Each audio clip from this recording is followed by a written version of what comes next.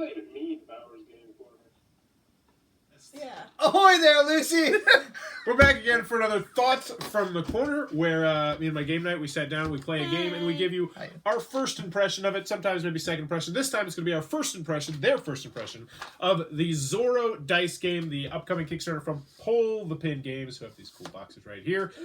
It is for 2 to 6 players, ages, I'm going to guess, 13 plus, ignore that, ages 6 plus, Wow. and 15 to 30 minutes to play.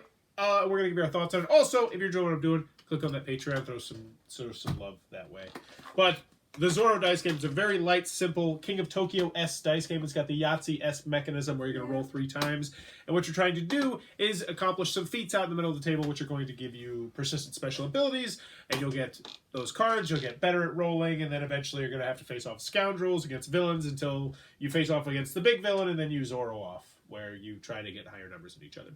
I'll post some more videos about it, but that's the general overflow of the game. But we're here more about the opinions on the game, so we're going to start all the way over to Lucy first. Or you want to go first, Adam? Oh, dang.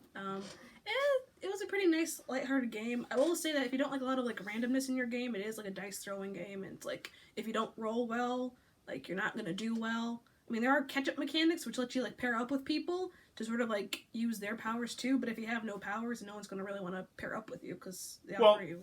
We didn't really get too much into that because I was a noob and didn't explain it until halfway through the game. But the other thing is you get a 4th die roll as well. Because they're helping you? Yes, and the other catch-up mechanism... So you would have had 5? I would have had 5 if I paired up with somebody, yeah. You would have. And the other thing is... You face villains and scoundrels, which are like these big bad guys you're going to face. Yeah. And everybody gets to face them, regardless, because I don't know how to use that word correctly. I think it's the same either way. They're the same. It's, yeah. Regardless of what happens. That's not a word. So everybody gets a chance to earn the big equipment, the good equipment, the premium equipment, which keeps everybody in the game. Because even though you... Wait. No, it did come off to you and me, didn't it? It was Jimmy who suffered the most. But yes, it is very light. It's a filler weight game. In my review I posted, I think this is a great filler weight game, I think this is a great family game, and I think this is a great, what was the third one? Gateway game. But as for game night, I don't foresee it hitting the table too often, honestly, because it just doesn't have enough meat on the bones. But what did you think, Adam? I mean, it was okay. Not the best game I've ever played. I did enjoy, though, that you can only have 3 of those cards. Yes. Like, I think that helped it. Like, no one's going to run away with it because, like, you're limited to the 3. You got, like, the most. Like, right, winning, I could team up with Jimmy and we could both just start, get up to our 3 cards. And, had we known from the beginning, we could have done that right away. Yes. Especially with 4 rolls. Mm-hmm. And so I have a question for you. You play a lot of games with your family, and I'm going to guess that this is probably too light at this point for them, most likely. You mean too heavy? No, too light. Too light? Yeah. Oh, okay. I thought you were talking about my kids. Yeah, no, I'm talking about when you get together with your family. With my older family. Yes. No, they would play it. I bet they would really love this game, actually. Okay, so yeah, because that's where I put the sweet spot on this. Because I brought this into my classroom. Kids went nuts for it. They went nuts for it. Because at the end of the game, everybody gets a chance to beat the villain. Even if you suck the entire game, everybody still has that last chance to beat the villain. And then you get into potentially what's called a Zorro off, where it's like, if you get 3, I have to get 4, and then you have to get 5, and then you have to get 6. And it leads to some cool stand-up dice rolls. And the kids in my class, man, they don't know crap about Zorro, but they were having fun with this. And yeah, it's good to know that it is on the lighter side, the family side.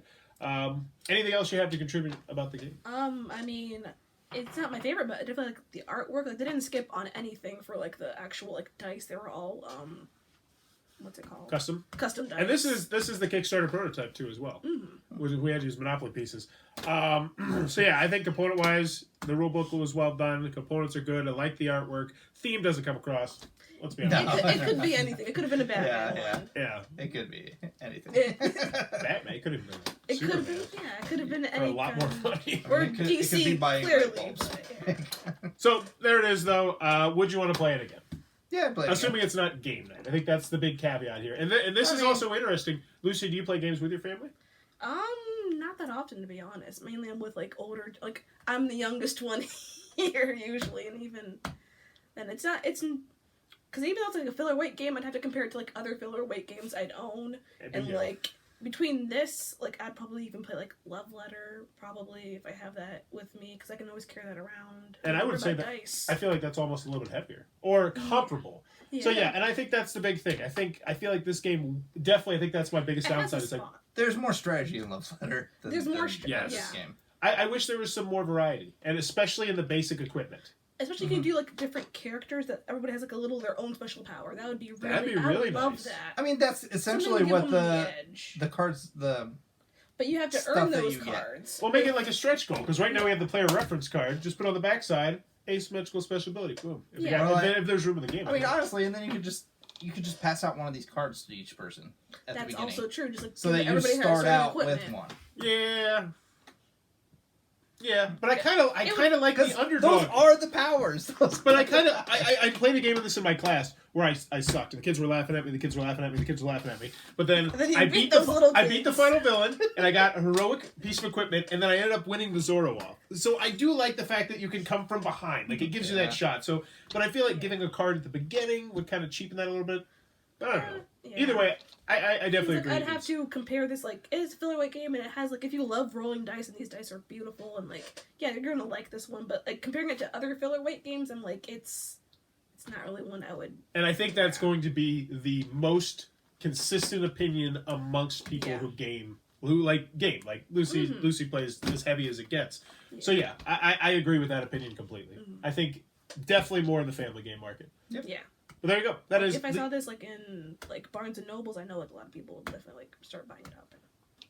There you go. Zorro dice game. If it looks like it might be your cup of tea, be sure to check out that Kickstarter. I will post a link down below if you're enjoying what we're doing. Click on the subscribe button down below and in the comments below. Let me know. Do you have any attachment with Zorro? I order things from Zorro.com all the time. Is that actually a website? Yeah, It is. it's like Granger. Oh god, you don't even know. I what know that Granger. is. It's just parts. Oh. It's maintenance parts. Then you can order Lucy, all go kinds of ahead. things. Just end this. Just end it. Stop. Save us now. Stop it, Adam. Stop pimping Granger all the time. Every video. Every video. I just want them to send me a hat. We're open for sponsors now. Ours Games Twitter, sponsored by Granger Automotive Parts. Lucy, do you care about Zorro?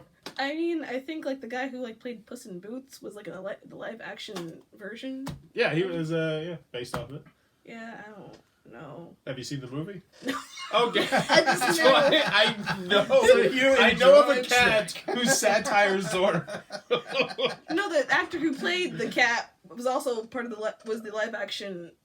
Played Zorro in the live action movie. Oh, Antonio Banderas? Yes. Yeah, I really like the Antonio 13th Banderas. Warrior. He's great in that. I do like the Antonio Keep on Banderas just Zorro. mentioning stuff that goes over my head. I was Antonio good with Banderas. But let me know in the comments below. Zorro, yeah or nay, and as always, thanks for your time, YouTube. It's a Michael Crichton book called Eaters of the Dead. It was renamed 13th Warrior.